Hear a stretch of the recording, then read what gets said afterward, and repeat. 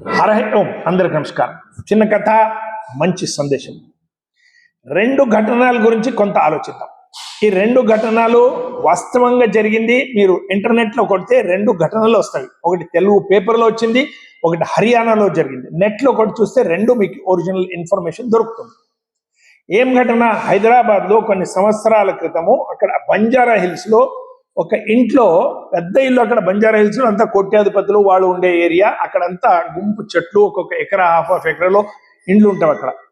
అక్కడ ఒక దొంగ ఒక ఇంటికి దొంగతనానికి పోయి వెనక్కి వాకిలితో నుంచి లోపల ఇంట్లో పోయిండు. చూస్తే అక్కడ ఆశ్చర్యం ఏమిటంటే, ఒక మంచం మీద ఒక ముసలాయన పడి చనిపోయిండు. కింద కూర్చుని దగ్గరనే ఒక ఆడామె చనిపోయింది. వాళ్ళిద్దరూ భార్య భర్త ఉండొచ్చని అనుకున్నాడు. దగ్గర పోయితే వాసన. వాడు ఏదో దొంగతనం తీసుకుని తామాలు తీసుకుని వెళ్ళిపోయాడు. నాకేం చేసేది ఉంది ఏమన్నా కానీ. 2 నెలల తర్వాత మళ్ళా వానికి ఎక్కడో దొంగతనం చేయాలంటే అక్కడ తిరిగి మళ్ళా అదే ఇంట్లో లోపల చూరిండు. చూస్తే ఆశ్చర్యం, ఆ డెడ్ బాడీలు అట్లే పడ్డవి, అన్ని పురుగులు తినిపోతే అక్కడ ఓన్లీ స్కెలెటన్ ఉంది, ఓన్లీ ఒక ఎముకలు కనిపిస్తున్నది. అప్పుడు ఆయన ఫోన్ చేసి చెప్పిండు, పోలీసులకు చెప్పిండు, నేను ఒక దొంగను సార్, ఇక్కడ ఉండే ఈ మాదిరిగా జరిగింది. 2 నెలల క్రితం 2 ముసలోళ్ళు చనిపోతే అదేంటికి మళ్ళా దొంగతనం పోతే వాళ్ళ బాడీలంతా స్కెలిటన్ మాత్రం ఉంది, ఎవరు చూడలేదా? ఏం పరిస్థితి చూడండి. 2 నెలల వరకు వాళ్ళకి బంధువు పరివారము అంత హైదరాబాద్లో ఉండి ఎవరు మాట్లాడలేదు, ఎవరు ఇంటికి రాలేదు, ఎవరు ఫోన్ చేయలేదు. 2 కొడుకులు అమెరికాలో ఉన్నారంట. ఏదో మాదిరిగా వచ్చిండ్రు, తర్వాత అదెంత కర్మకాండ అయింది, ఏదో చేసిండ్రు, సరిపోయింది. ఈ విషయం అక్కడికే సబ్జెక్ట్ క్లోజ్. అయితే మేము ఇక్కడ ఆలోచించాల్సింది ఏమంటే, ఒకటే ఊర్లో ఒకటే దగ్గర ఉన్న వ్యవస్థలో అన్నదమ్ములు, బంధు బాంధవులు, అక్కజనులు ఒకరికొకరు మాట్లాడరు, ఒకరింటికి ఒకరు పోరు, ఒకరి దగ్గరకు ఒకరు రారు, వాళ్ళ ఇంటికి ఎవరిని పిలువరు, వీళ్ళ ఇంటికి వాళ్ళు పోరు. ఈ మాదిరిగా సంస్కృతి అయిపోయింది. కేవలంగా తాను, తన భర్త, తన భార్య, తన పిల్లలు హాయిగా తినాలి, కూర్చోవాలి, పెద్ద ఇల్లు ఉంటుంది, కారు ఉంటుంది, పైసలు ఉంటాయి విపరీతంగా, ఆరోగ్యం బాగుంటుంది, ఇంట్లో వంట చేసేటోళ్ళు ఉంటారు, రకరకాల వంటలు తింటారు, టీవీలో ప్రోగ్రామ్స్ చూస్తారు, పేపర్ చదువుతారు, కుక్కలు సాకిండ్రు, కుక్కలతో తమ ప్రేమ పంచుకుంటారు, అయిపోయింది జీవితం, చచ్చిపోతారు ఒకరు. ఇది సంస్కృతి మనది కాదు. ఇదే ఘటన హర్యానాలో ఒకటి జరిగింది. అక్కడ ఏమైంది, ఒక రిటైర్డ్ కెప్టెన్, మిలిటరీ కెప్టెన్, ఆయన భార్య, ఆయన ఇద్దరే ఉంటారు అక్కడ హర్యానాలో. 2 కొడుకులు అమెరికాలో ఉంటారు. భార్య చనిపోతుంది. ఫోన్ చేస్తాడు కొడుకులకి, నాయనా మీ తల్లి చనిపోయిందిరా, అమ్మ చనిపోయింది, రాండి. 2 కొడుకులకు ఫోన్ చేస్తాడు. ఒక కొడుకు మాత్రం పెద్దోడు వస్తాడు, కర్మకాండ అంతా జరుపుతాడు, ఇంకా రిటర్న్ పోవాలి తొందరగా. నాయన నేను ఎల్లుండి పోతున్నా, నా టికెట్ అయింది. సరే నాయన పోయిరా.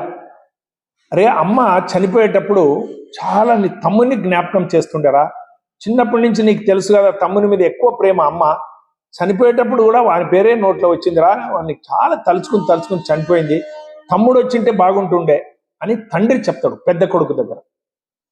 ఆ పెద్ద కొడుకు చెప్పిన ఉత్తరం చూడండి, మీ కండ్లు కూడా నీళ్ళు వస్తాడు.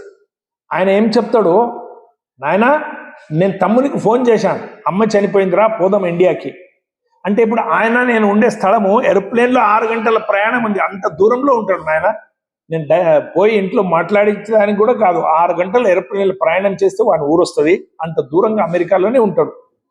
ఆయన ఏం చెప్పిండంటే, నా భార్య ఉద్యోగం చేస్తుంది, నేను ఉద్యోగం చేస్తున్నా, పిల్లలకి స్కూల్కి ఇడవాలి, ఈ మధ్యలో నా భార్య ఆరోగ్యం సరిగ్గా ఉండలేదు, ఏదో కారణాలు చెప్పి ఇప్పుడు నువ్వు పోయిరా, అమ్మ చనిపోయింది, నువ్వు కర్మకాండాలు చేసిరా, నాయన చనిపోతే నేను పోతా, నేను పోయి అప్పుడు కర్మకాండాలు చేస్తా, నీవు వచ్చేది అవసరం లేదు.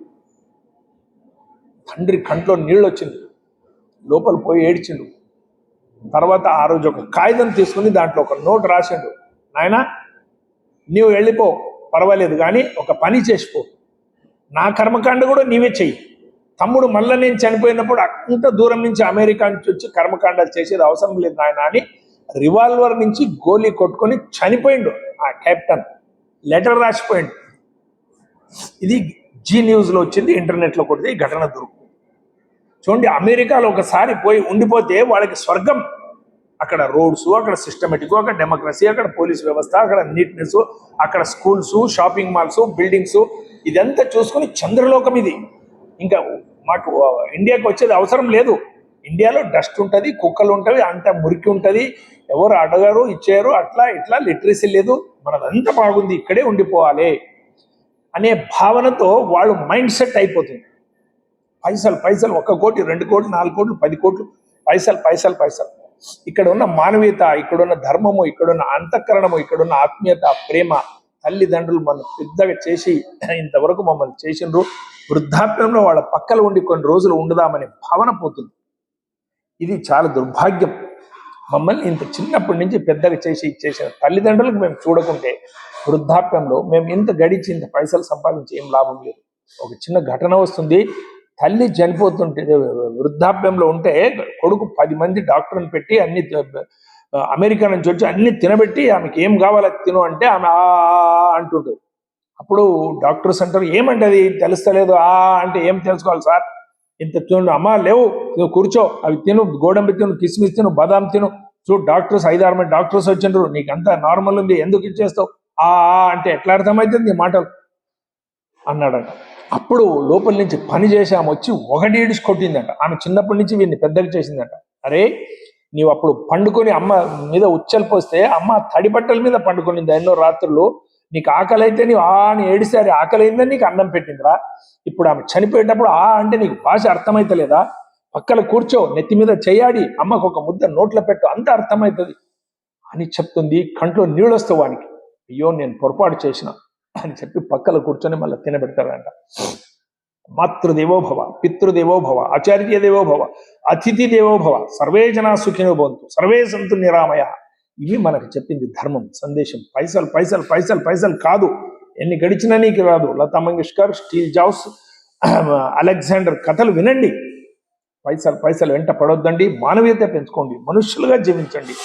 ఇండియాకి రాండి, కొన్ని రోజులు 10 సంవత్సరాలు 20 సంవత్సరాలు ఉండి పైసలు సంపాదించి ఇండియాకి వచ్చి తల్లిదండ్రుల దగ్గర ఉండండి, అందరి దగ్గర ఉండండి. భారత్ మాతకి అందరికీ నమస్కారం.